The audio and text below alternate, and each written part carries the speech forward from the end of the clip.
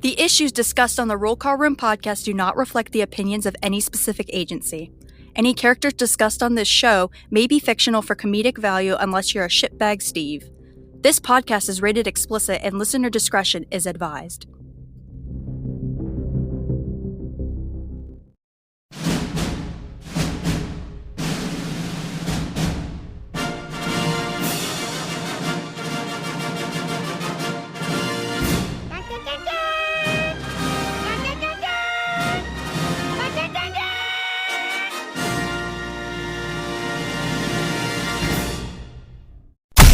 You're listening to the podcast that changed the game and rocked an entire profession. Talking about shit in law enforcement that keeps poor leaders up at night. When others run scared and hide behind fake policies, the Roll Call Room podcast tells it like it is. No bullshit. No matter how hard these Steves try, we keep killing it. And now, here are your hosts, Nick and Mark.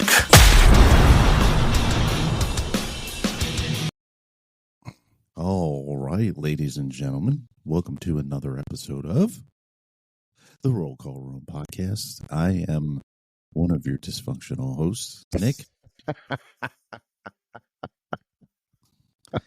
And with me is the lovely co-star of the new Barbie movie, Mark the Cop. Yeah, I'm the troll, not in the bank. Good luck finding him. Yeah, that's right. To watch it over and over and over. Hey, welcome to the Roll Call Room.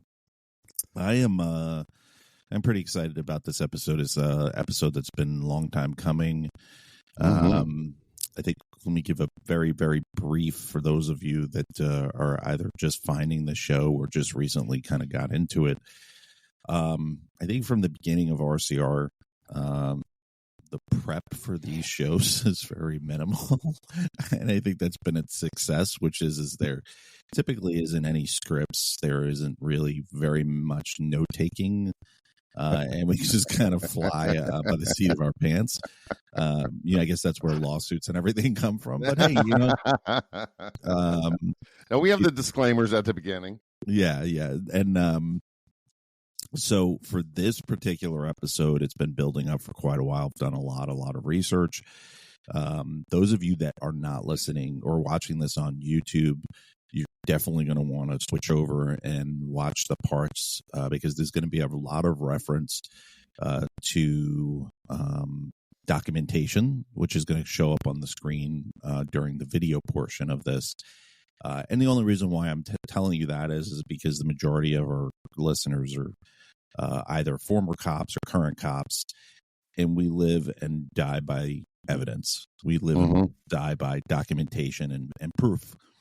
And I would highly encourage you to still research it on your own, but I've done that for you, or we've done that for you. So, and I tell you all the receipts. Yeah, I tell you all of this because I was thinking about it this morning when I woke up to get ready for this episode. And again, if you haven't really heard, Mark and I typically do these at 5, 6 o'clock in the morning. And I'm like, well, how do we PTSD? Yeah. Who needs sleep? Fuck that.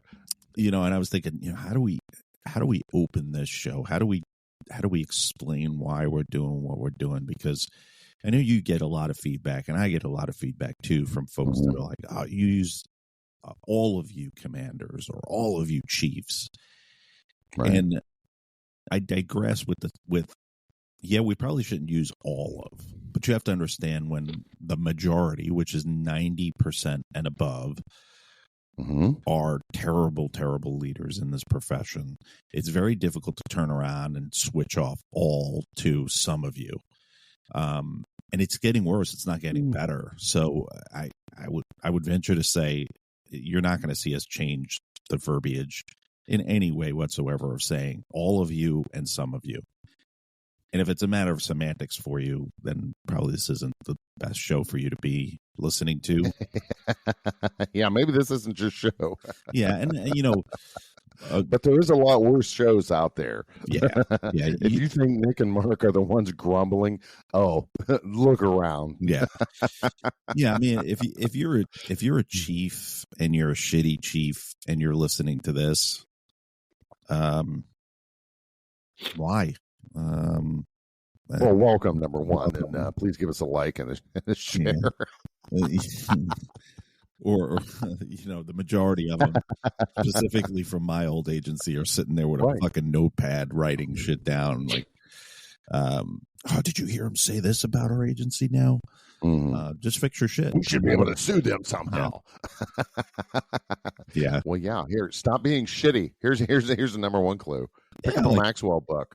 like I would love to get to the point where, I'm not talking about my old agency, but it's just so hard not to, because they're the litmus for for what not to do. Like, and they just can't get out of their own way, bro. You said it.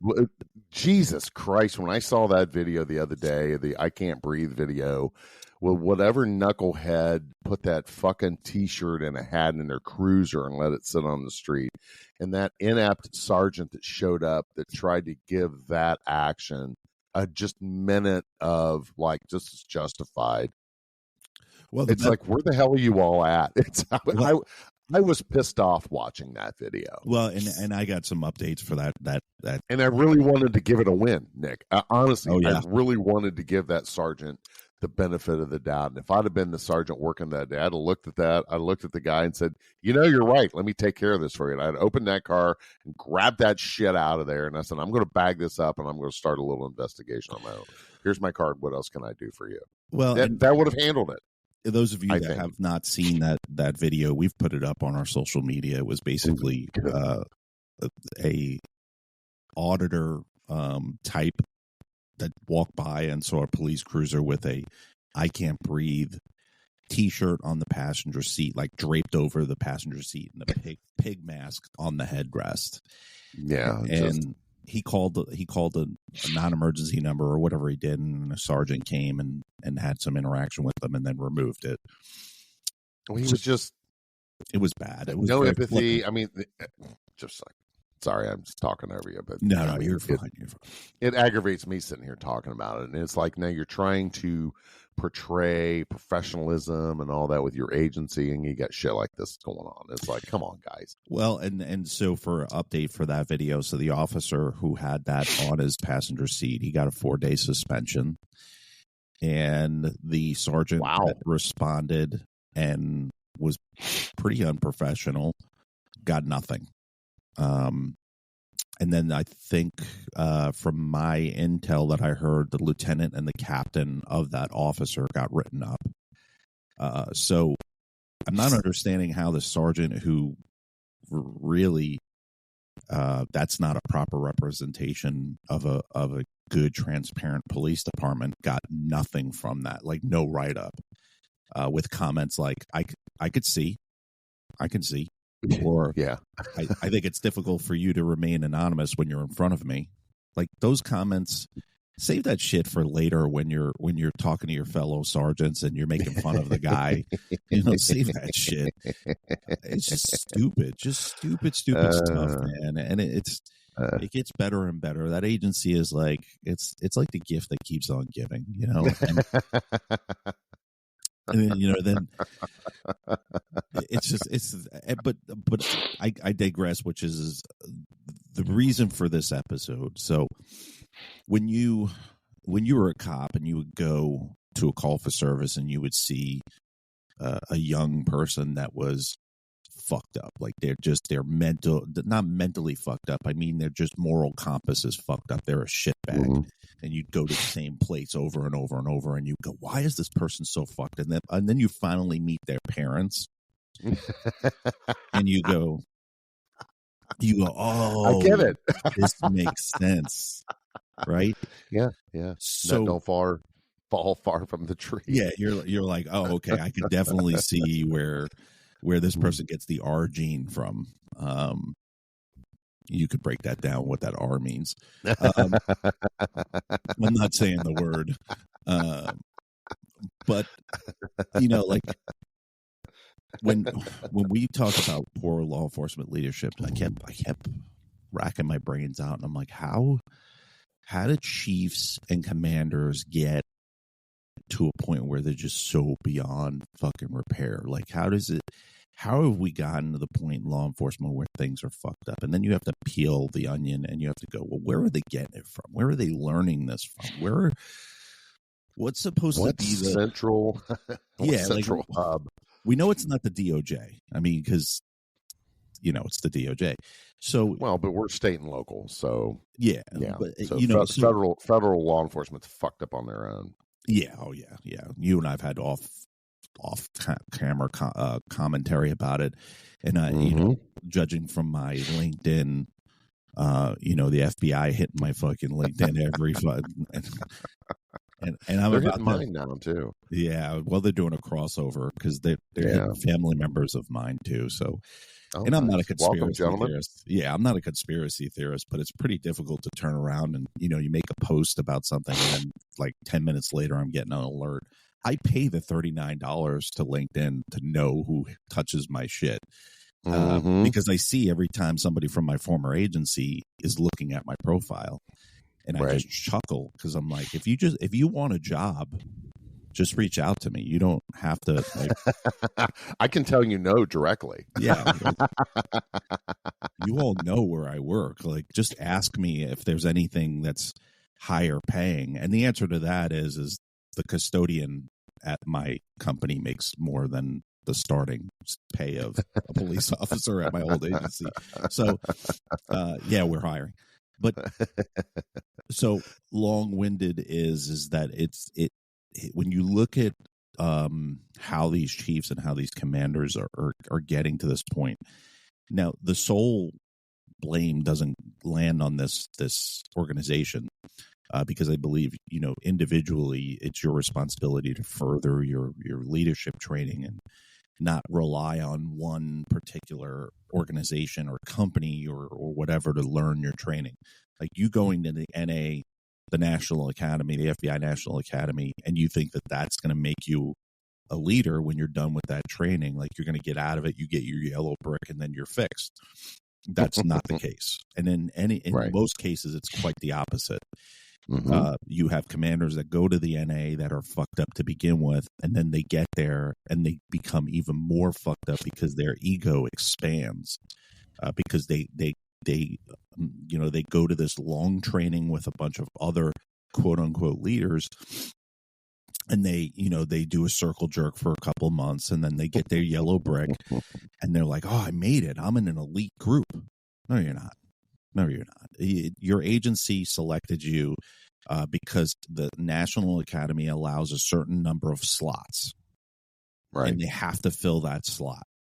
I know in my old agency, I would say probably about 90% of the leaders that they sent there had no business being there. And it was just lack of options.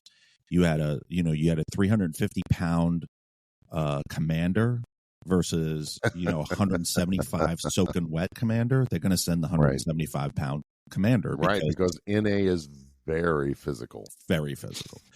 Yeah, so that's all they do is workout challenges. So. Yeah, it's like running and all that. I mean, I got a friend of mine that's there now. I mean, it's rigorous in that sense, but when it comes, it's really more of a networking than it is about leadership development. And the NA doesn't really harp too much on, hey, we're going to fix leadership within law enforcement. It's more of networking than anything. But this organization, push balls real quick, just so you know, I wanted to go to NA. When I started now my leadership training, when I told my boss that I wanted, he said, "What's your next step?" I went to the Police Executive Leadership College here in Ohio, and it was a great course, and I thoroughly enjoyed it. And we had some really wonderful speakers there. And he's wanted to go to this Certified Law Enforcement Executive, or CLE. That's kind of the succession there that the Ohio Chiefs Association has. And I'm like, no, I kind of either want to go to PSLA, which is a Public Safety Leadership Academy that the Ohio State Highway Patrol puts on, which is very similar to NA, or I want to go to NA. And you should have seen the look on my boss's face. He thought he bit into a big sour wiener. You want to go to PSLA?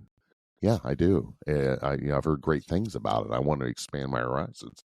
And eventually I wanted to go to NA, which my former chief, Tom Davidson, he's an NA graduate, and another sergeant we had there who's well loved in our community. He was also an NA graduate, so I wanted to follow along in those footsteps for because of the tradition of it. So when we're on here and we're talking about NA, I don't want everybody thinking that well you guys just couldn't go, so you're bad mouthing. And no, that's not it at all. Mm-hmm. And if I'm hijacking, jump right in. No. But I think what our position is if you're a fucking prick before you go to NA, this makes you a super prick when you come out of NA, because now you're in what we talked about in my first episode here in the roll call room is how do you display your brick? Mm-hmm. And it's not the fact that you got the brick that's bad. It's how you display it. Mm-hmm. And we were chatting the other day and I really laughed. And you said, when your email signature is longer than the email that you sent, you're a prick. It's just ways for you guys, and we love our midnight cruise. When you're going into the boss's office, look around. How do you his email signature is this fucking long? Yeah, you probably got one of these pricks. If his brick is right on the front of the desk, under glass, on a mahogany base, yeah, these are signs to recognize. It's like any other police training, these are the signs to recognize. How do I know I have a meth head? Well, look at their skin and their broke up teeth. That's probably a sign. So sorry. Yeah. I jumped down a rabbit hole there, but no, you're good, because and we discussed this, I think, in a similar episode is I got my trilogy with FBI Lita Academy. So I did all three.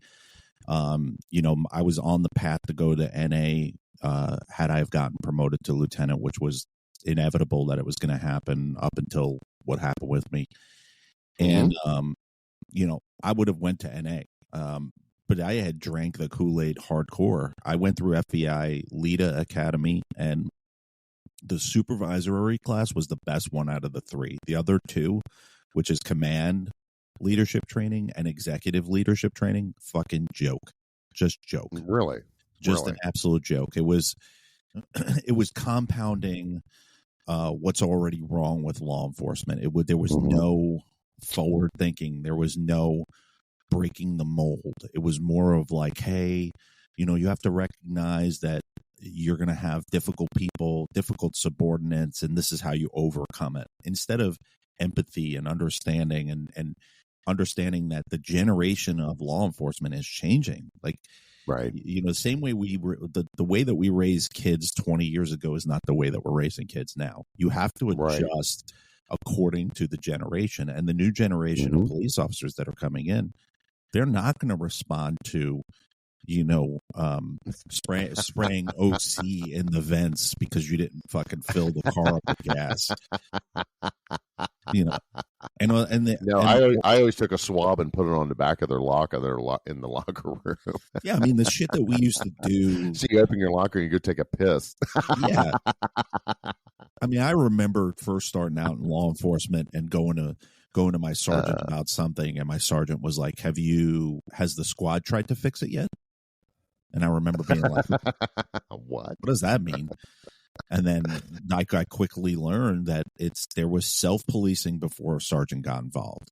Mm-hmm. And there is none of that now. Like, you cannot curse out one of your fellow officers. You can't have a locker room aggressive talk with a fellow coworker, because you're going to be out the door. Like, they're just not going to respond to that. But right, I want to get into the meat and potatoes of this episode, which is who we're talking about is the IACP. Dun, dun, dun. We started talking about the IACP, I want to say, over a month ago, and then slowly some of our other I would like to say our colleagues like Scott and Yates, Mike Segura, and Mike Segura. Yeah. We are slowly starting to talk about, hey, these guys are onto something, because these leaders, quote unquote leaders and chiefs, or whatever you want to call them, they didn't just become this way. They've learned it. It's learned behavior. So I personally have knowledge of the IACP because their headquarters is based out of Alexandria City, Virginia, where I used to be a cop. Oh, so okay. I've had interactions with them. They used to use our police department all the time for when they were coming up with a project. They would use our police department to come in and interview officers about an issue or a topic. And so all their initiatives and their special projects, they would always either come over to Alexandria or go to Arlington or go to Fairfax, and they would basically use the department as a litmus, like, hey, we want to question 5 officers and get opinions.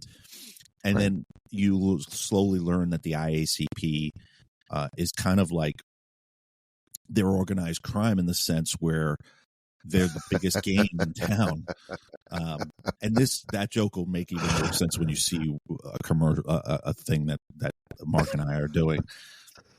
And what is you can't become a chief of police without having some sort of webbing with the IACP. You have to be in bed with them in some sort of way for you to get a chief of police job.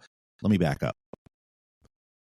Majority of police chief jobs that are high profile or in politically motivated demographics of cities and municipalities, you have to be in bed in some way with them. And what does that mean?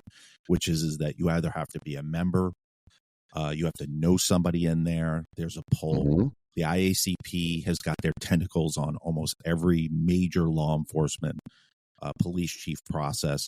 They are now dabbling in consent decrees, which is major fucking money.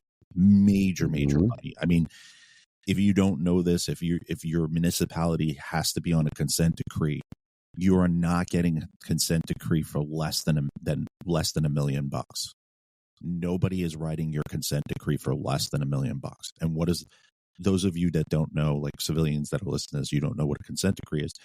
When your department fucks up or the public perceives that you've fucked up, the DOJ steps in and they say, you must be on a consent decree, which basically is, you have to have a plan where we watch over you for a period of time and we monitor everything that you do. You're not independent anymore.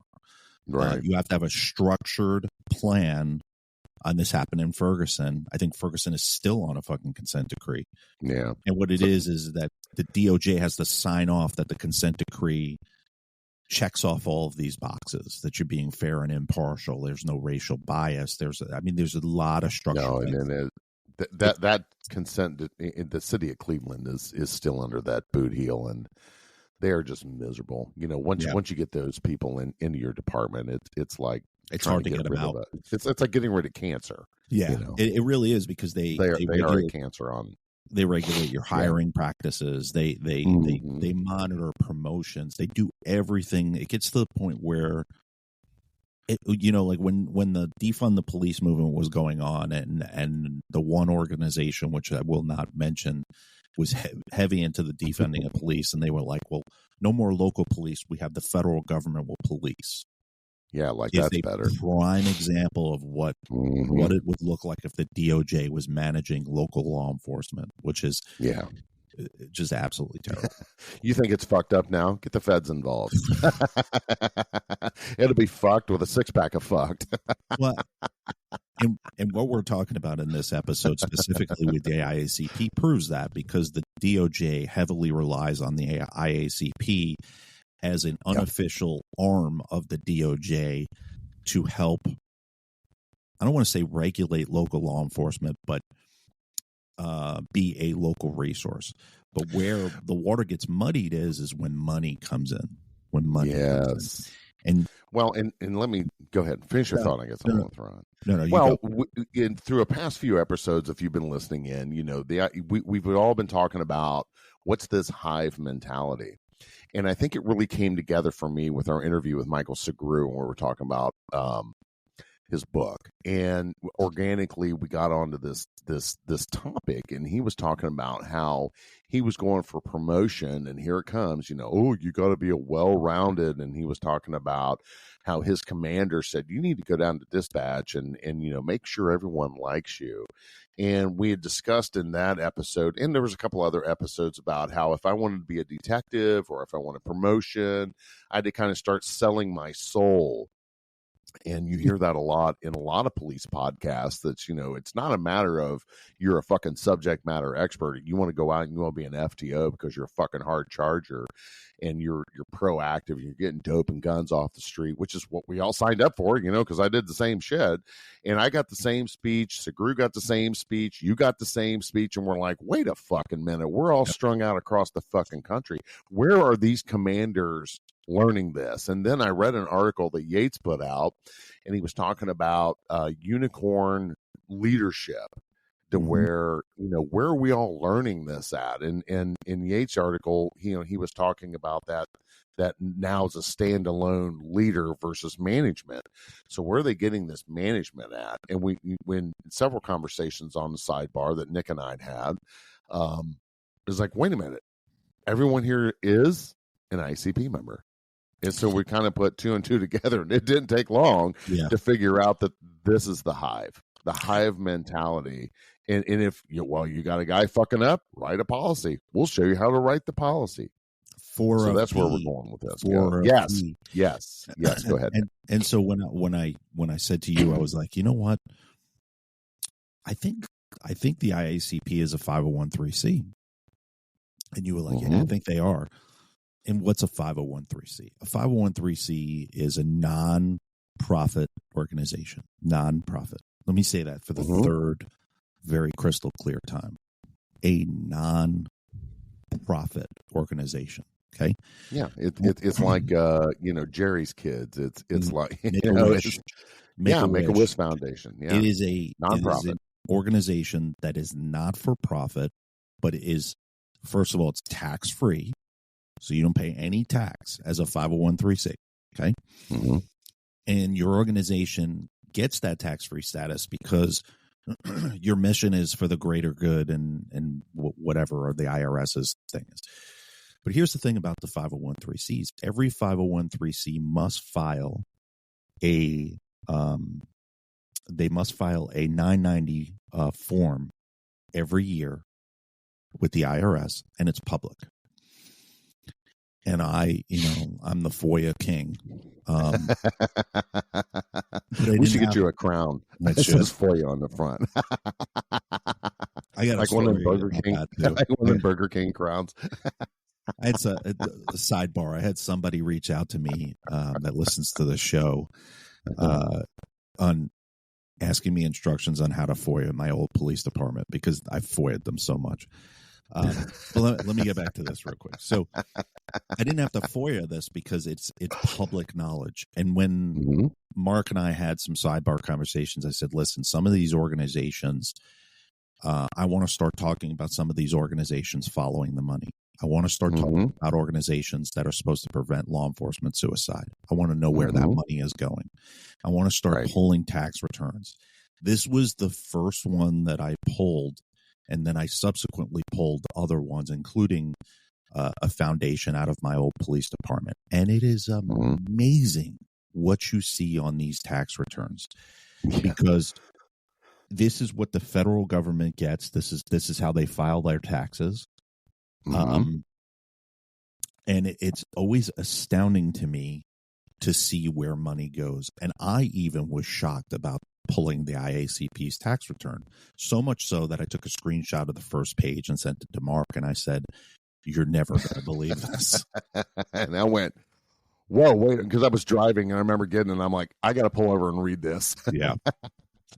Because I zoomed in, and I looked at the bottom right-hand corner, I went, what the actual fuck? Yeah, and you folks, I mean, I'm building this up for a reason. So, like, Sagru and Medlin and Yates, when you guys listen to this and when you see it on YouTube, reach out to me because it's this episode is only going to be a fraction. I labeled this IACP Part 1 episode because I have a feeling that we're not going to be able to get this in for we got another 30 minutes left. We're not going to be able to get it in because there's just so much chock full of beautiful shit on here that it's impossible. And to be fair, as a fair investigator, I didn't just pull 2020's tax return. I pulled the last 5 years because I wanted to see how they operated during COVID, because COVID hit a lot of places. And it's interesting. It paints a very interesting picture, which is while everything else was slowing down in COVID, these organizations, the ones that I pulled, I'm not prepared yet to say what other organization that's supposed to prevent law enforcement suicide or bring awareness. I'm not going to name them yet because I'm still in the middle of looking at all their stuff. But I will tell you this, it's coming because it's not looking good for you. It's amazing how during COVID they were thriving, the IACP. Well, they got all that COVID money. They did, and then some. So when I look at the IACP, did I throw that out too quick? Sorry. No, not at all. When I look at IACP's 990 form, it says a brief summary of what your organization is all about, and it says shaping the future of policing profession. Shaping the future of the policing profession. I'm feeling that when you file 2021's tax return, you're going to change that after this episode. So, see, when you said that, I had the same feeling as if kicking the end table leg in the middle of the night. So this is a nonprofit, folks, and I'm gonna do two things. I'm gonna say to the general audience, when it comes to contributions and grants for the IACP, which is a national organization, nonprofit, what dollar figure in your head do you have that the IACP took in for, let me go to 2020's tax return, because right now I was looking at 2019's.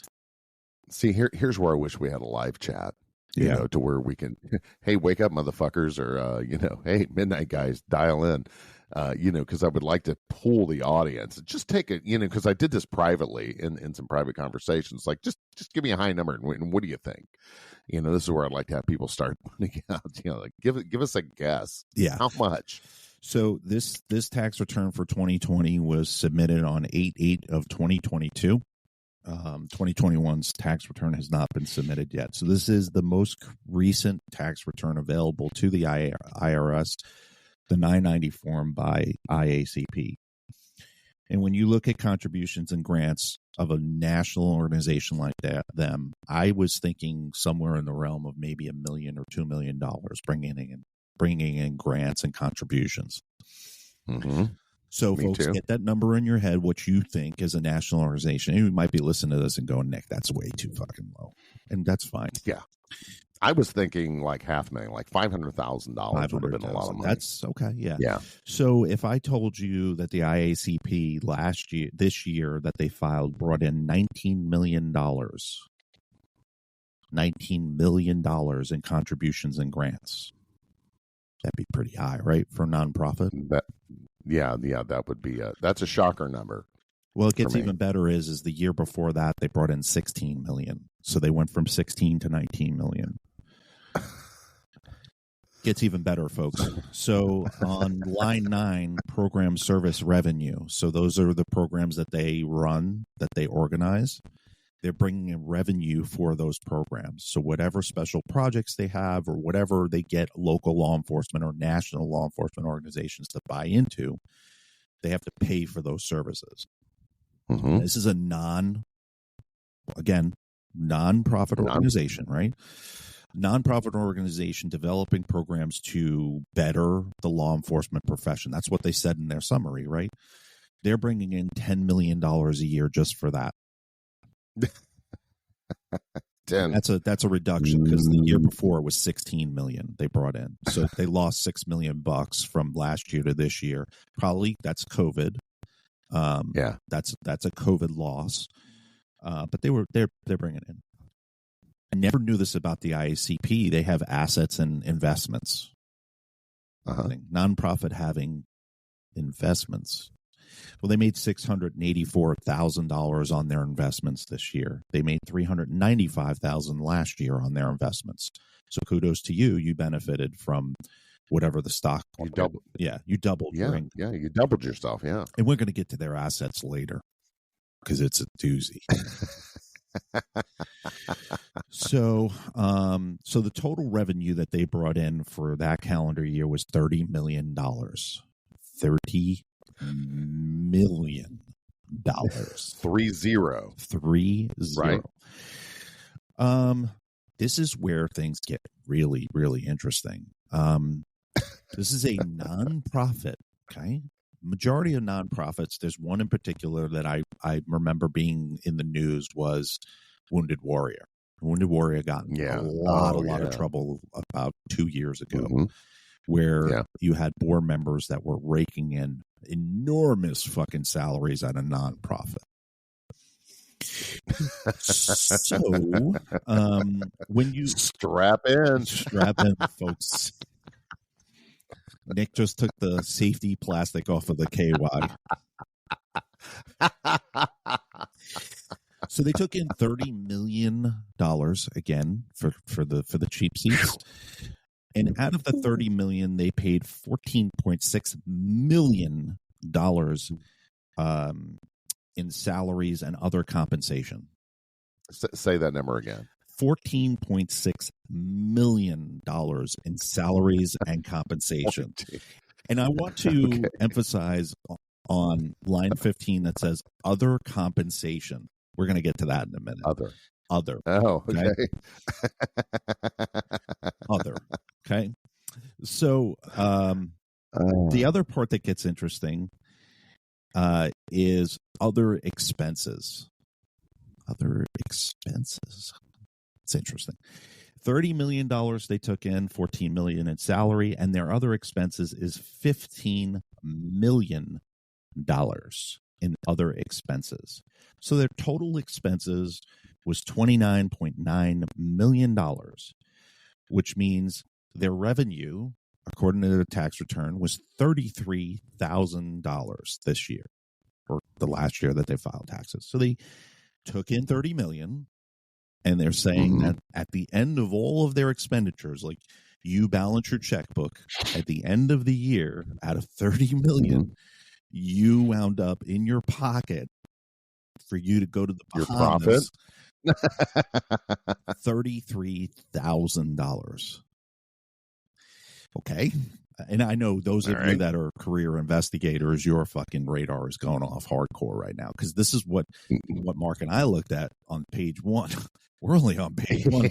And we're like rubbing our eyes going, are we seeing this right? So their total assets that they have is $40.8 million in assets. Their total liability is 40 in assets. Not 4, it's 40.8 million. And the total liabilities is $24.2 million, and their net assets at the end of that, like at the end of all their liabilities, they have $16.5 million in net assets. So that's pretty interesting. I want to go into. Is anyone else just as shocked as I am with these numbers? I'm going to skip to. We're gonna get to where their revenue comes from in a minute, but I want to emphasize on the heavy hitter, which is salary. Yes. Nonprofit salary, right? So, you need a board for a nonprofit, and you need to pay people in that nonprofit. But it's what you pay them and all that stuff. So I want to go into that, which is, let me give you let me go back up top. I want to give you an accurate picture of what their numbers are. They have total 47 voting members in the IACP, which is reasonable for. That's an odd number. Yeah, it's odd. I'm sure 47. There's some vacancies. I'm sure there's 3 vacancies to make it 50. But even 47 to me for international organization, 47 seems kind of low to me. But whatever, whatever floats your boat, whatever you can do, I don't care. Right. Total number of individuals employed by the IACP is 186 employees, 50 volunteers. So they got volunteers. Probably interns, probably people that are in school for criminal justice, or just retirees that or for the common good, and they want to help. Sure. I paint that Oh, yeah, picture absolutely. because when I name these, I want you to have that in mind. Right. So the executive director, who is Vincent Tucci, he's been there for a while, like as long as I can remember. He's been there. He's making an astonishing $567,000 a year. $567,000. Folks, think about that. So they're paying him $500,000. Right. They're paying him. Well, it gets even better. Hold on. Buckle up, folks. You're pounding a cruiser. These people are directing the shitstorm above you. And these folks aren't even strapping on a vest, and they're telling your leaders how to do their jobs better. And you're unfortunately reaping the benefits of that. And this guy's making $567,000. And then it gets even better is he's getting another whopping $81,000 in bonuses and incentives and shit like that. So he's got $560,000. Yeah, I didn't make that much money. No. That's about what I made my last year in law enforcement. Yeah. So he's got 560. It says that he works average of 40 hours a week. He's an officer of the organization. So $567,000 base salary, and then $81,884 in other compensation. So that could be medical. That could be medical. How do you get a bonus? How do you get a bonus being a nonprofit? I mean, do you really? I don't get that, because if in my mind, I'm sorry. You know how you get it? I'll tell you how you get it. Tell me, brother. What you get, how you get it is your contributions and grants the year before was 16 million, and now you're at 19 million.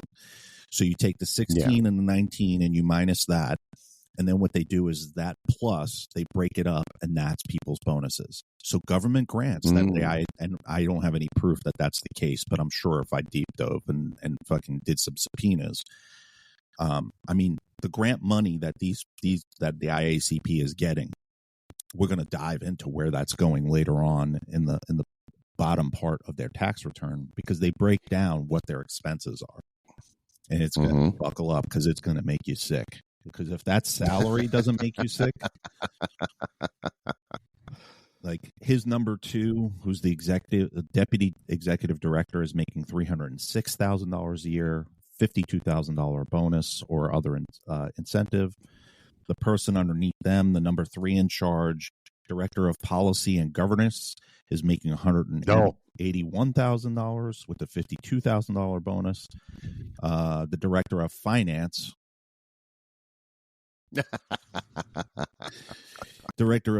is making $179,000 with a $48,000 bonus. Director of global policing is making $178,000, $40,000 bonus. Director of programs is making $182,000. Director of professional development, that's the person. That guy. That guy. Yeah. 167. That's the guy that says you have to be well-rounded. Yeah. You should be a well-rounded officer. Yeah. 167,000. Assistant director of programs, 152,000. IT administrator making $155,000 a year. Think about that, folks. You're out there pounding a fucking cruiser, and this person's the director of IT administration, and he's making $155,000. That's just sickening. Well, I'm going to pause you right there. That's the problem. Reason why most of our shit don't work, because our local municipalities and agencies won't pay the IT director shit. So they're like, "Fuck you! It'll work when it works," and that's kind of the way it was in my world. Was it?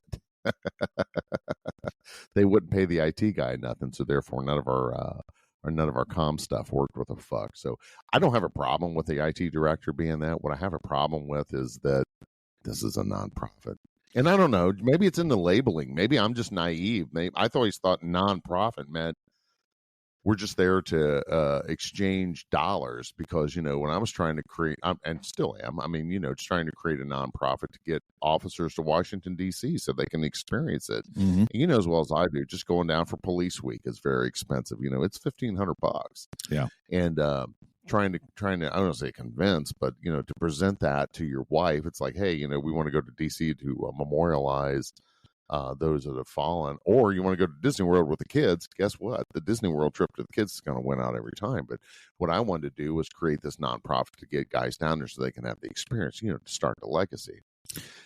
So I know what it takes to get into to becoming a nonprofit. Yeah. And, and to me, correct me if I'm wrong, I mean, email mark@rollcallroom.com. I always thought if you brought in $100, you should be spending $100. I mean, am I naive in that thought? There shouldn't be a profit in a nonprofit. I mean, I was a businessman. I was an entrepreneur. If you're naive, so am I, because these blew me away, and it paints a very, very good picture. And they always say, follow the money. And these tax returns, this is what they put on their tax returns. Okay, right. Now we all know, wink, wink. We know. Okay, I'm going to leave it at that. But I want to put a couple more nails in this coffin real quick. Okay, sure. Keep hammering away. That's what she said. Well, technically, they are getting fucked right now. So, I know we all are getting fucked right now. Do you feel Come on, we got to throw some comedy in here, goddammit.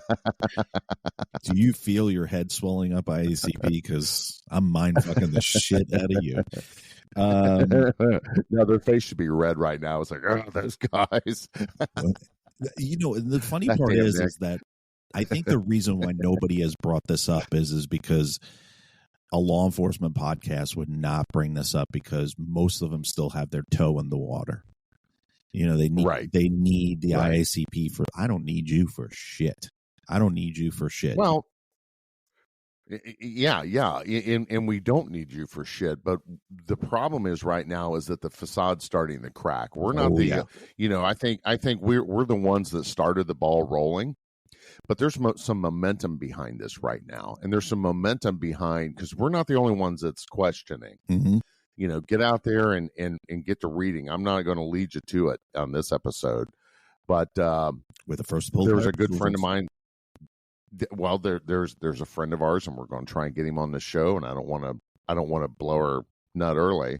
But he shared an experience on social media. I read that, where he questioned IACP, and they blocked him. Mm-hmm. I'm sure X, it's gonna former Twitter. I'm sure so they didn't like what he had to say, so the guy fucking blocked him, and he's like, "Can you fucking believe this?" And he's, so they're having chaos within their own ranks, and where we kind of put our heads together since season 6 started is kind of like, we talk about this hive mentality. Where's the hive? Well, here's the hive. You got a problem employee, create a policy. It's like, where's all this coming from? And how did we get, and we call it in the industry mission drift. Mm-hmm. Patrol is the backbone of the fucking agency. And if you're not servicing those guys, and I had a good friend of mine in a large agency tell me one time, he went back to patrol. He'd been in, detective and blah, blah, blah. And he says, you know what, Mark, the best job at the police department is being a police officer. Mm-hmm. And I think that a lot of people, once they start getting, this cool collar brass or whatever stripes on their arm, we forget about what it's like to be a police officer. I loved going out and running and gunning as a sergeant. I loved going out and backing my people up. You did, and that's where it really came together for me in the Michael Segru interview, is that we were all hard chargers. We were all self-motivators. We all wanted to go out and do traffic stops. We all wanted to lead from the front. But somewhere we were told, you need to slow it down. Yeah. You need to be managing your people. You need to pull back and stop doing all that. Now, who the fuck says that? Well, I can tell you the leaders of years gone past never would have done that. Never would have done that. And I can tell you that, because I had my people's like, yeah, man, go get the motherfuckers. I'm going to be there with you. I'm going to help you process your paperwork. And, the bad guys is the ones we wanted to fuck. And the good people you took care of, right? So where did that change? Because I can tell you the old boss, the true leadership were like, yeah, man, go get them. And that's what the citizens said. And I can distinctly remember speaking to my mayor when he's like, yeah, get the motherfuckers out of the city. And I'm like, you better talk to your fucking chief, because that ain't the attitude that he's portraying. Yeah. And he's like, what do you mean? And I said, well, our conversation right now probably shouldn't be happening, but I can tell you right now, we're to be seen and not heard. And ladies and gentlemen, you spend a lot of money, tax dollars, for your police department. Why aren't we supporting them and letting them go do their jobs? Yeah. You know, and speaking of tax dollars. Oh, speaking of tax dollars, so I mean, their grants that they took in $16.9 million for this tax return. A lot of these grants, and I worked for a nonprofit for wait a minute, how much? $16.9 million in grants. In government and grants. who issued the grant? Well, we'll get into that.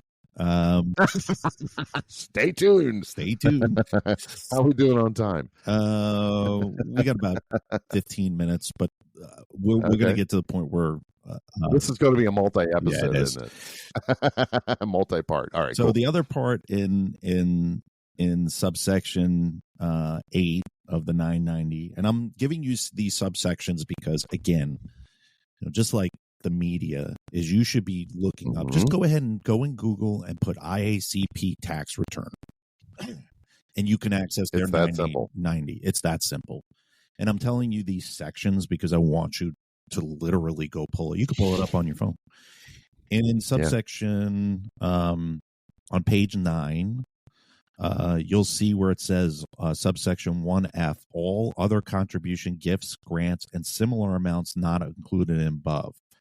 They took in $2.1 million in other contributions, gifts, and grants. That's not grants. I could tell you that right now. Those are donations. Those are gifts. Those are some other, like $2.1 million for a nonprofit in other contribution is concerning.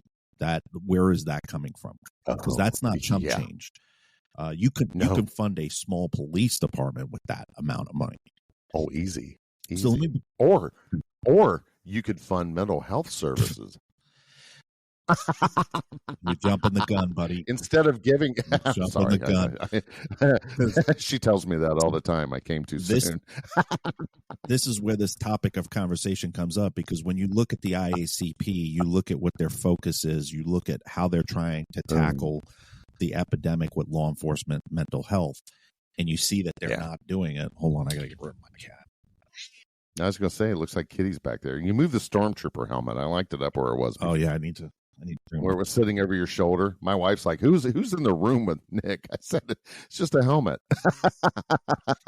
You need to have it on a stick. No. like outside the bar there in Tatooine. I'm slowly decorating my office too. Like,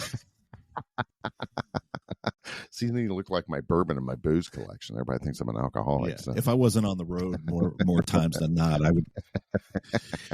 So I want to bring in. We're on the page 9 of their revenue, and this rings true. So this is how we're going to wrap up the episode. So I'm going to give you these figures. There's certain tiers of their membership for you to join the IACP. It's like kind of like the NRA. There's associate member. There's a lifetime member. There's all different kinds of memberships. So they're bringing in this tax return, they're bringing in $3.6 million a year in membership fees. $3.6 million in membership fees. Okay, so before they even unzip their pants, every year. That's free money coming in just to be a member. Yeah. Just to be a member. Right. And their membership ain't cheap. Okay. So let's break this down. I mean, I'm sorry, I can't contain myself. No, you do it. So the membership fees are paid by chiefs of police departments, right? Yeah, or chiefs of police. That are funded by individual tax dollars, local tax dollars, correct? Okay. All right. I just want to keep everyone on track of where this money is coming from. Well, where that gets interesting too is this: they not only have membership, but every year we make fun of it all the time. They not only have their membership fee, but we make fun of it, which is every year they have a conference. Their circle jerk conference every year. They pick a really nice area, and they go there. A vacation destination. Yeah, it's always a vacation. Yeah. It's always a vacation destination, man. It's never It's never like in fucking Ferguson or Baltimore. Right. And Yeah, you're not going to Baltimore. But I want to jump in here. So I'm going to be on both sides of the bread and I'm going to butter on both sides of the bread, be very contradictory. So I know that when I was in private practice, I guess you would say, when I was having my own business, is that, you pick those vacation destinations like Orlando. We're going to have our conference in Orlando. And, the conference runs Tuesday, Wednesday, Thursday. So you either show up the weekend before, the Friday before, and stay all weekend and then start the conference, or you stay the next weekend and you have your family come down. Does that make sense? I mean, that's kind of a perk of the job, or a perk of going to seminars and further growth and all that. That's why Vegas is such a destination city as well, because, you can go out there and have some fun after you work. So trying to find that work-life balance. So on one end of the spectrum, I want to scold them, but on the other end, I'm like, I can kind of see that, because, being in a management position, you're not out pushing the car around. I mean, you're responsible for big decisions. So I'm not. Go ahead. But what I have an issue with, and I'm going to dime out my the chief of police at my former agency that just went to the conference. He goes there and he spends an extra 3 days there on the taxpayer's dime. The conference is over on a Wednesday. He's flying out on a Sunday. The city of Alexandria taxpayers are paying for him to stay there. So that's a form of theft. To me, that's embezzlement. If that's the case, I don't have any proof of that. My thing is that I let the city pay for the 3 days at the conference, and I'll pay for the other 3 days out of my own. That's the right way to do it. Right. But, that's the right way to do it. But yeah, I would like to. While you were talking, I went ahead and I went on IACP's website. The Tier 1 membership per year is $190 a year, and a Tier 2 membership for sworn officer is $75 a year. So take the $190 and $75 to get the $3.6 million is a lot of fucking membership. That's a lot. All right. So every year they have a conference. Let me tell you what so get a figure in your head of how much revenue you think they bring in for that conference, folks. Okay. Got it? Okay. Now, this is a conference where they bring everybody together, and remember, their mission is to further the profession, right? So they have this conference, and they charge vendors to come and sell whatever they're peddling to chiefs of police who get, kid in a toy store eyes glowing, and they go, "Oh my God, look at this drone." Yes, it can jerk me off while it's up in the air. Yeah, I want that. So they bring in $2.1 million in their annual conference. Now this one makes me chuckle, which is training and consulting. You're a nonprofit, and your mission is to further. And you're making $1.6 million off of your training that you give. So you're making money off of the training that you should be doing as a nonprofit for free. But if that doesn't tickle your pickle, give it a squeeze. Subscriptions, line D. They make $1.5 million off of subscriptions. Now, I don't know how this one in line E even equates, which is they make advertising revenue. I think I actually, let me take that back. I do. Whatever's on their website for you to have a banner to sell whatever you're selling, or one of their newsletters, or I don't know, in their fucking yellow pages. I don't fucking know. They make $748,000 a year from their advertising. So their total, is that like their chief's directory? So if I'm looking up my former agency, you want to know who the chief is, his phone number. And you'll see Acton on there. They charge them like $1,500 for a 3x3 ad or some shit like that. But $700,000, again, if you just took the advertising income that they had and their subscriptions, you'd have enough to fund some sort of cop line initiative for law enforcement suicide. Wow. I bet they never thought of that. Well, it would cost money. So what are we up to now? 80. We're up to 88 police suicides so far this year. Yep. So they brought in on program service revenue. They brought in $10 million. $10 million. That's on top of what they've already brought in. Go ahead, Dave. Well, you were talking about salaries, and I don't want to get ahead of your agenda. I have no agenda. I know, but did we talk? Well, we did. We talked about what their CEO made, and I'm thinking, sorry, I'm scrambled in my thoughts. Just a third of that. What are you offering out there? And I'm a big advocate of, and this is what I would like to see in the future, is that there should be no cost mental health services to your members. No cost. Mm-hmm. It's just like it should be a part of my healthcare package, just like dental and vision. That should be a part of it. And it doesn't matter if you're fire, police, or EMS. That should. Yeah, I know you're laughing. No, I'm laughing because I just saw something on their tax return. Go ahead. Go. Oh, share it. I'm scrolling through as you're talking because I have ADD like you, so I'm looking for the next speaking point, and I go, okay, let me give them the benefit of the doubt. Like they spent $780,000 in travel for the year, which for an organization that size, I'm kind of surprised it's not more money. But anyway, $780,000, and I'm like, well, they're probably flying their folks that are doing conferences and training.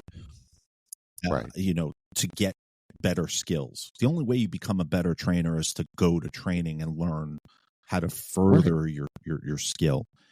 And I look at line C on page 10. I look at line C, professional development costs. They spent $55,000 on professional development. Folks, if that doesn't tell you why law enforcement is so fucked up, a national organization, an international organization who brings in that kind of revenue spent $55,000 on professional development. Is it their lowest line item? It is one of their lowest line items. Professional development. We only spend. We bring in. What did you say? How many they bring in? $30 million, but they only spend $55,000 on professional development.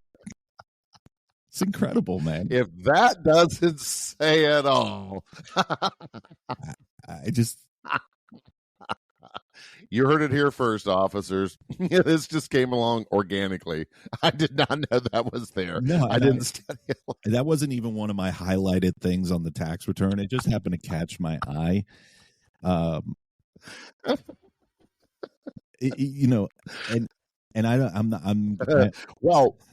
why do you need to develop something when you know it all? Yeah, that's a bad thing about know-it-alls. It makes those of us who do look bad. Well, I mean, to sum up part one, folks, I think the reason why we did this episode, and I think there's definitely, we're going to do the second part to this one, which is that there's so much to unpack in this tax return. Yes. Because you can, when you follow the money, you can see where things are going and where they're not going. You can see that a nonprofit is not a nonprofit. You can see that they're bringing in an enormous amount of money in grants, and just advertising dollars. And this conference, in part two, we're going to go into how much they spend to make that. I think it was $2.8 million they make off of that conference. I think that's what I said, but I'll double check. But how much they spend on that conference to make $2.8 million is astounding, because they break down their expenses for these conferences because they got to pay people to set up those booths. They have a professional production company come in for lighting and audio and video professionals. So when they announce they just had that guy from TED Talk at their last conference, Simon Sinek or whatever his name is. So when they announce him, they do like a big, Disney grand opening fucking light show for him. Oh yeah, you got the background music and got the lighting, and it's just like if you're not spending. And there again, I'm not knocking the production side of doing a conference. Mhm. Okay, because you know, when I was in my travels throughout my career, the good conferences are the ones you remember and where you get the most out of. So what I'm not doing is I'm not bad mouthing the fact, you know, you come up with a venue, and the venue's not free. You have to pay for the convention center. That's how they make money. And Yep. you have to pay for their staff to be there. And then you have to pay for the lighting production and the sound and the, you know, everything else, and the people to come in and put up the backdrops, and you have to pay to have that stuff made. None of that stuff is free. So when you show up to a conference, it isn't like that, you know, that shit's free. And when I was on the police advisory board, you know, and Ford was trying to navigate, you know, through their ups and downs and profit and loss. It's like one year we never left Dearborn. We stayed right there. And all the guys were like, oh, this cheap asses, you know. It's like, well, it costs money to do fleet preview, you know. So, but the whole time I was with Ford, it was a wonderful experience. But on the other side of the coin, they are not a nonprofit. Ford Motor Company is a for-profit company. Yep. So being exposed to that, being around that, knowing the venue, knowing where you're at, you know, so you got to kind of wine and dine your customers a little bit. But this is a nonprofit. We're the police. We, and I still consider myself we, although I'm a non-commissioned person, taxpayer funded. And that's kind of where I'm coming from, is that all of this, one way or the other, from a nonprofit, you're not profiting. You are funded ultimately on the taxpayer dime. In every police department, 10.4 million, and I'm reading it from their thing. They last year they got 50 federal grants. They put it in page 2 in part 3, and this is what it says in line 4A. Federal grants. Hold on one second. First of all, whoever prepared this, there is a thing on the keyboard. It's a long, skinny button right in the middle of the keyboard. It's called the space bar. It's okay to use it. You don't have to pay for it. Jesus Christ. Federal grants, the IACP works collaboratively with several federal agencies on issues and topics that are important to law enforcement profession. Great verbiage. Like, and its stakeholders. Preventing police suicide. Right. Yeah. The federal agencies that the IACP works with include the U.S. Department of Justice, the U.S. Department of Transportation, the U.S. Department of State. The IACP worked on more than 50 federal grants in fiscal 2021 and produced important resources for the field and conducted trainings for law enforcement personnel. That's what they have in their line for making $10 million in grants. So, okay. That's just one. I don't want to go into the other 2 lines yet, because that'll be part 2, because they reference the conference. And they also reference a policy center, and that's where the consent decree thing comes in. So I don't want to unpack the that policy center. Yeah, I don't. There's where it's at. That's where they're next. Like the next 5 years, you're going to see that revenue jump exponentially in the next 5 years, because the IACP is thinking ahead as a nonprofit profit.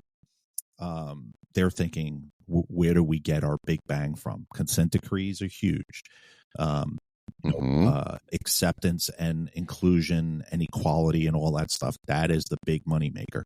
What's not a big money maker is preventing people, law enforcement officers, from blowing their fucking brains out. That's not profitable. That's not beneficial for them. And reason why I brought this tax return up and why we're going to do a couple of episodes on it is that when you're sitting in your cruiser at 2 a.m., because the majority of our listeners are on midnights, when you're sitting in that cruiser and you're wondering why Lieutenant so-and-so or Captain so-and-so or Chief so-and-so is so fucked up, I just laid out Mark and I laid out an enormous amount of evidence to prove that the folks that are above, that are directing these people, have one thing and one thing in mind. And I'll put a challenge out to the IACP, because they're going to watch this or listen to it. Here's my thing for you. Prove me wrong by your executive and your board members to take a 50% pay cut for the next year and take your salary and put it into law enforcement suicide prevention. I dare you. And you won't. Well, throw it out there one more. You're welcome on. Oh, that's never going to reach out to us. No block. Well, I never say never, or just like the James Bond movie, never say die. Yeah. You guys are welcome to come on the roll call room and speak to us. Our emails are out there. Yep. Reach out to Nick. It's nick@rollcallroom.com or Mark with a C at rollcallroom.com. We're not going to stand here and just take a pool cue and smack the hornet's nest. We're bringing the receipts. And what is the problem right now? Nick just said it. You midnight people, we love you guys. We were midnight folks forever. So, that you're part of my blood and my DNA. Mm-hmm. And when you're sitting around wanting to know why this guy's twisting your fucking nuts and, now you're under an IA and then now you're thinking, what the hell did I do to deserve this? I'm just out doing my job.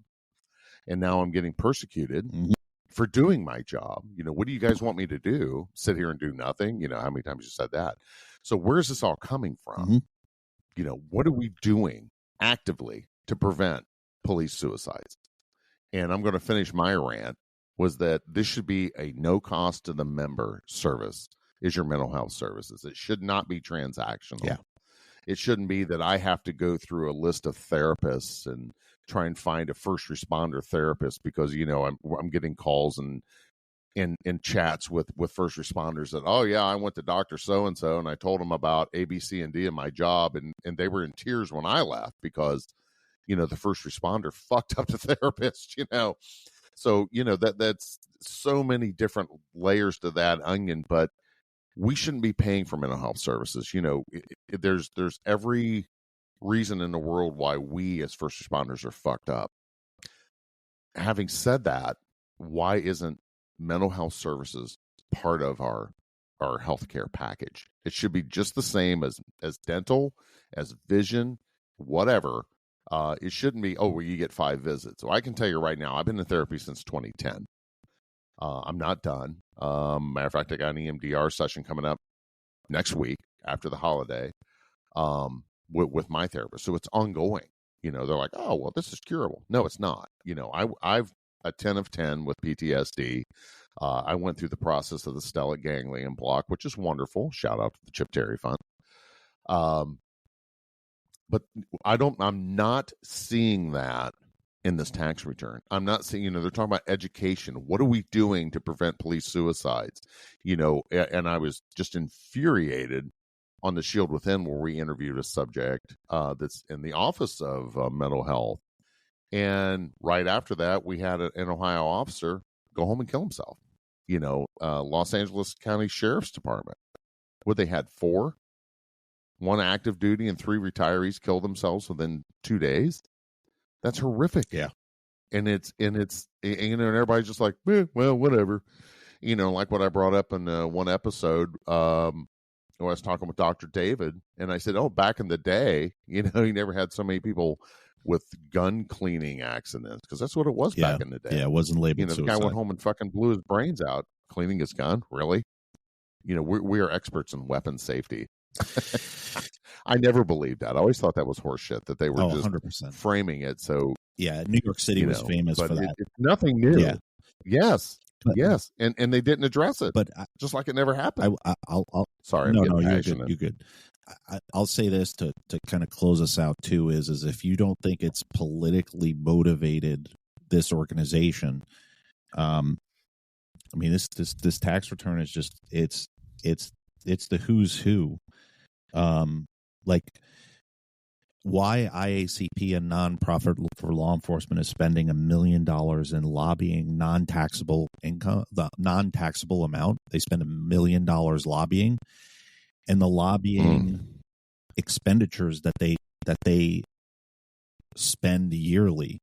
I'm just going to give them to you real quick. 2017, they spent $77,000. 2018, they spent $112,000. 2019, they spent $114,000. 2020, for this current tax return, they spent $128,000 in total lobbying expenditures.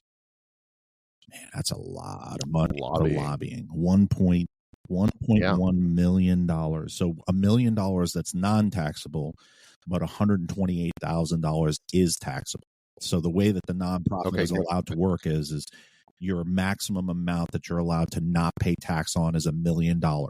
So they spent that $1 million non-taxable, and then there was the lobbying ceiling amount total expenditure. So I'm a new officer. I don't understand what that lobbying means. Could you break that down to for us people like me that don't understand what that means? I've always heard lobbying, but what exactly is that? What I know somebody that's in the lobbying business for a union, and what their job is that they set up meetings with Congress people that are friendly to your mission or to what you're selling. So let's take IACP out of it. I own a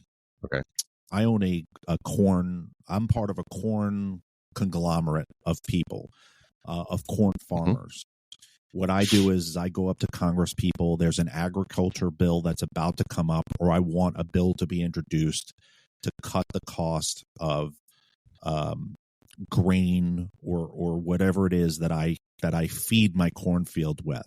And my job as a lobbyist is to go up to Washington, D.C., and meet with these Congress people and say, hey, listen, we would love for you to support our bill. And then what I do is I say, hey, I can get you on the back end. What does that mean? I can get you on the back end because we contribute to a PAC. We contribute to a re-election PAC. And we'll make sure that you benefit from that PAC. It's bribery. I mean, there's no other way of putting it. I mean, I can't. And PAC stands for political. Yeah, political action committee.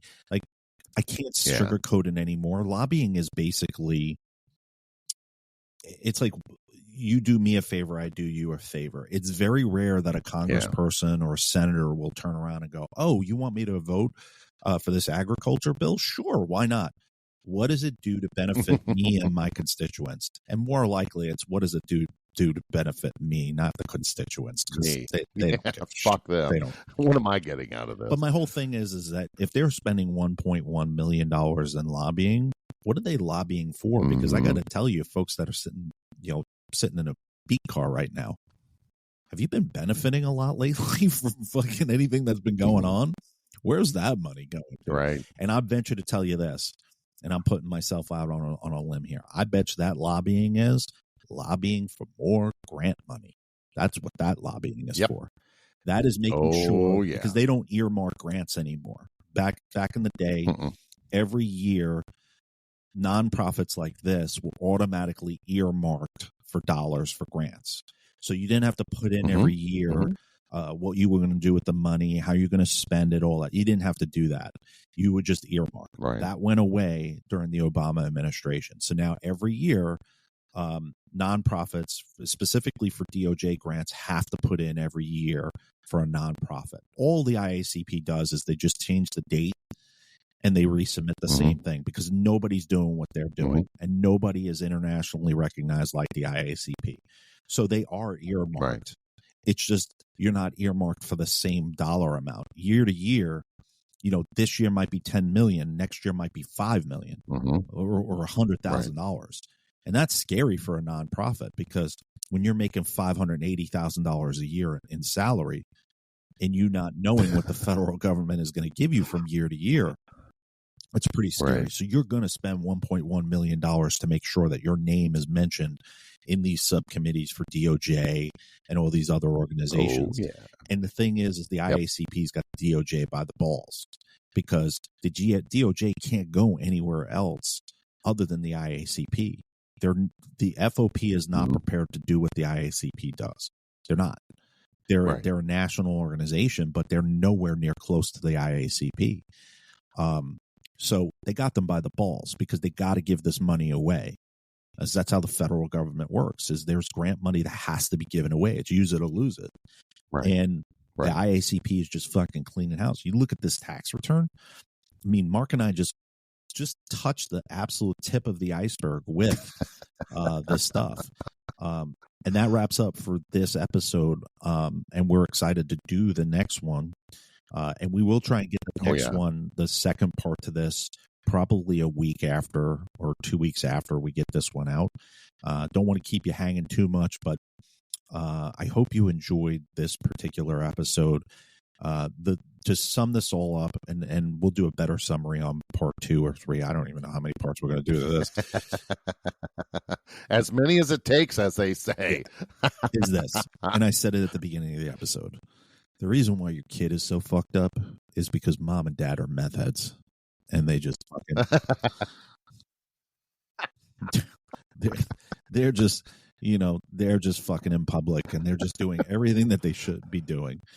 And this is a clear indicator. Like, you look at this thing, and I remember looking at it I've looked at this tax return at least 100 times. I remember looking at it the first time, and if we could publicly release mine and Mark's text messages to each other, there were a lot of big eye emojis where we were like, what the fuck?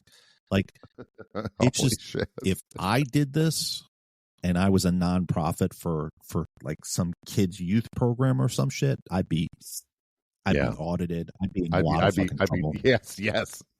And if you're not fired up about this as a patrol officer, you should be. Like, this is, if I had known this stuff when I was back in law enforcement, I would be fit to be fucking tied. So when these clowns come to your fucking agency and they want to use your agency for like lipness testing and stuff like that, like I said before, I'd be indignant to them, because they are wolf in sheep's clothes, 100%. And if at a minimum this sparks some sort of conversation with them justifying why they spend what they spend, great, we accomplished what we wanted. Or just put your head in the sand like you continue to do about law enforcement suicide. That's fine. That's perfectly fine. But show has always been about one thing, which is transparency and being truthful and being honest to the listeners. And that's where it is. And this is just the beginning. Like, there's 2 more organizations that I'm already looking at their shit, and it's not as good as this one. Like, it's not comical as good as this one, but it certainly brings into question how much you're bringing in versus how much you're spending.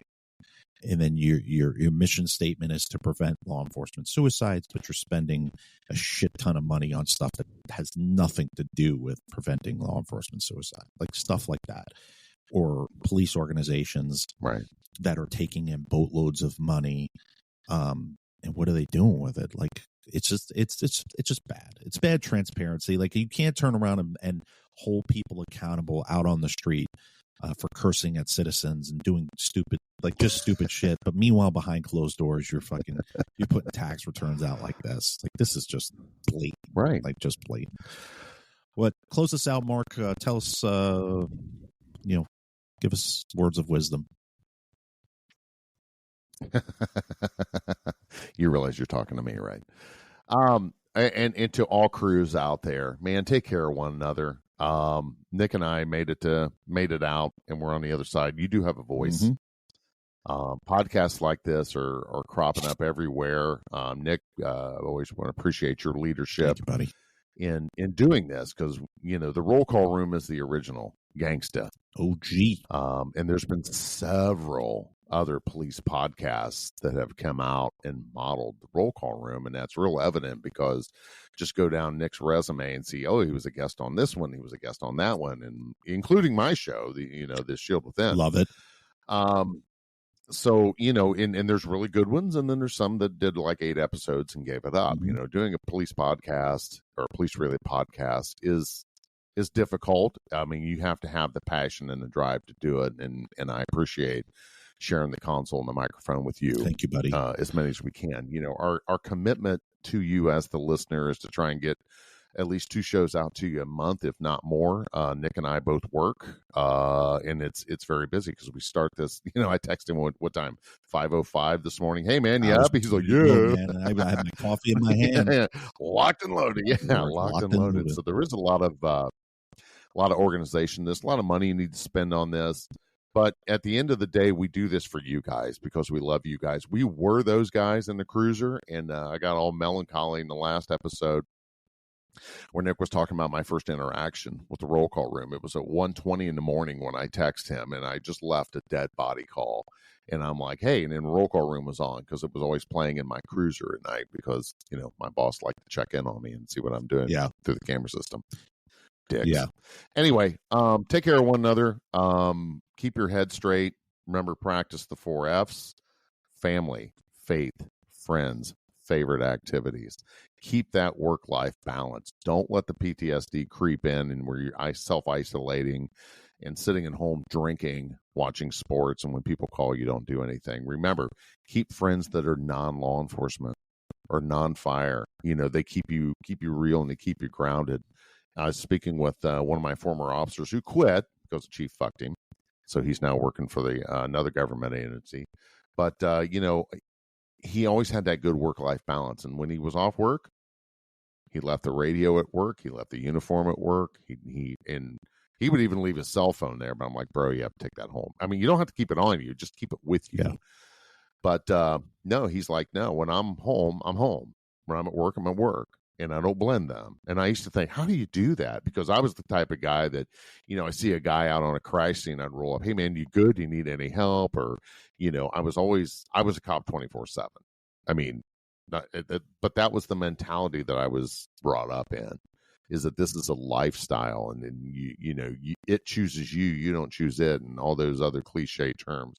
But at the end of the career, what it did was it fucking burned me out. Yeah. And it, not having a good work-life balance, next thing I know, I'm in my honor guard uniform with my 40 in my mouth, and I'm like, how the hell did I get here? Well, and again, we didn't have mental health services. We, if you did that, you're weak. People that go to therapy, you're fucked up, and instead of trying to preserve this guy or gal, they wanted to fire you. So, and that's true today. You don't dare tell anybody I'm having troubles because, well, you're a problem officer. So, we're going to discipline the fuck out of you to run you out the door, instead of saying, hey man, why don't we send you down to like Windmill Wellness Ranch in Canyon Lake, Texas, and get your fucking head straight and come back, because we've invested tens of thousands of dollars in you. But you don't hear that stuff from these conferences, do you, Nick? Of how to ongoing therapy and how to take care of your people. Yeah, no, I mean, I had these tax returns when they were doing their last conference, and that's a little insight as to why I was so indignant on some of our episodes while that conference was, well, when it was leading up to the conference and while the conference was going on. Mm-hmm. And then to hear from that my former agency, like the chief that's there now, staying there 3-4 days longer on the taxpayer's dime, is just, stuff like that. Like you're just like, I got pushed out for what I got pushed out for, but this guy is clearly ripping the taxpayers off. Is just absolutely astounding. So spending more money than they were accusing you, but couldn't prove that you took. $1,100. You flush more money down the fucking toilet than $1,100 washed away a career. That's what mine boiled down to. $1,100. He probably spent that in 3 days at the hotel, because it's usually $300 or $400 a night. On top of the fact that I almost spent close to $10,000 of my own money doing community events, but $1,100 is what got me pushed out. But isn't that amazing? How much money you spend out of your own pocket? Everybody's like, "What? You do that? Fuck that! I wouldn't do that, man." Well, it's because you don't have a successful program. Yeah. Barbecues take propane, and propane ain't cheap, right? And so you add $25 every time to do a barbecue. That adds up real fucking fast. And then that's just the tip of the iceberg. Ice cream, icicle pops, hot dogs, buns. Right. I owned a DJ company, doing free events for them, doing photo booths for them. I mean, just nonstop stuff. It just, I'll go down a rabbit hole, but I got to take a poop anyway. So we're wrapping up. But listen, reach out to me at nick@rollcallroom.com, or reach out to Mark at MARC, not K, MARC at rollcallroom.com. Right. More importantly, like and share. That's the big thing. Like and share. You're listening to it on patrol. Get a buddy. Get them on. Specifically this episode, you're going to want to spread this one.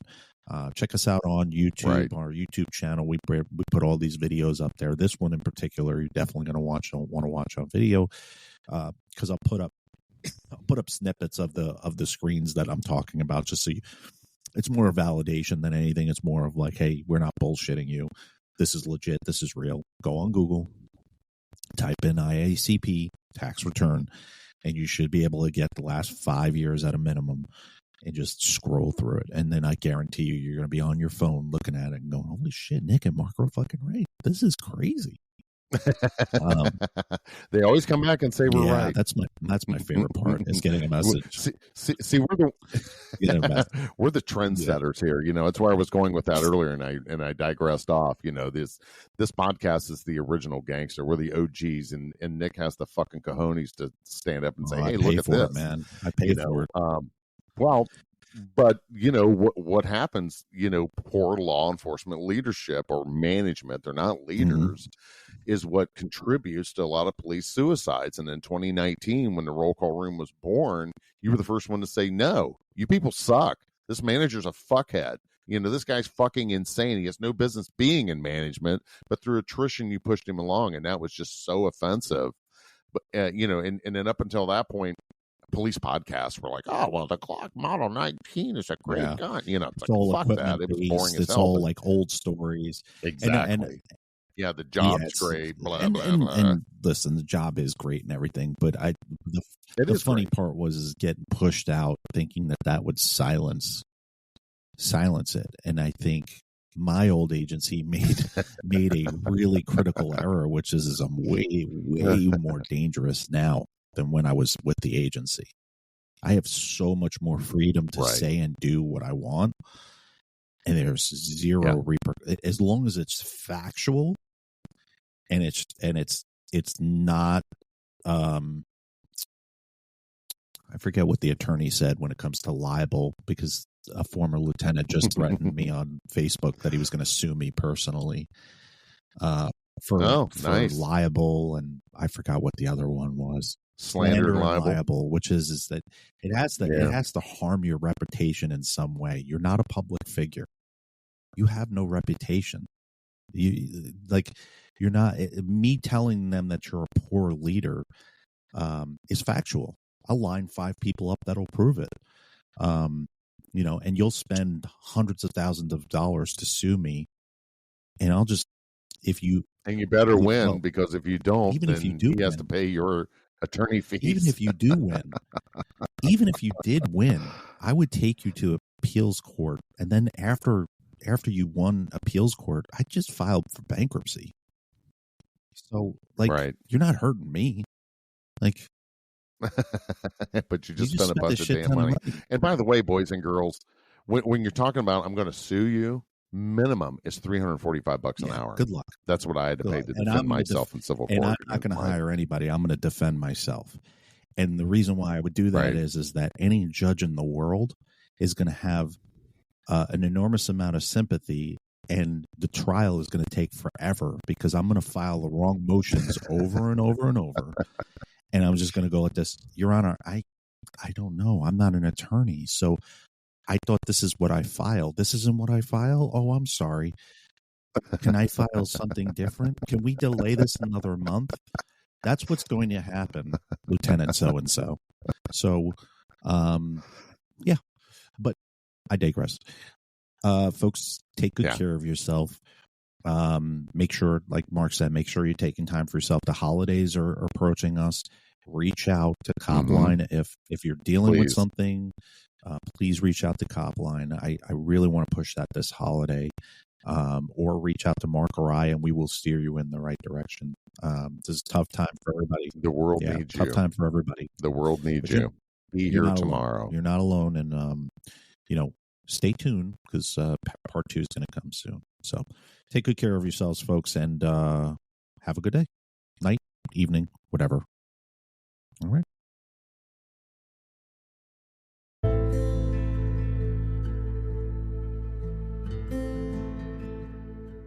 Law enforcement suicides are at an all-time high right now. One of the causes is poor leadership within the law enforcement profession. Nick, the host of the Roll Call Room podcast, has written a book, Police Mental Barricade, A Survivor's Guide to Poor Law Enforcement Leadership. This book is a raw and powerful look into suicide and how poor leadership decisions contribute to law enforcement suicides. Buy the book now at mentalhealthbarricade.com and stop the stigma.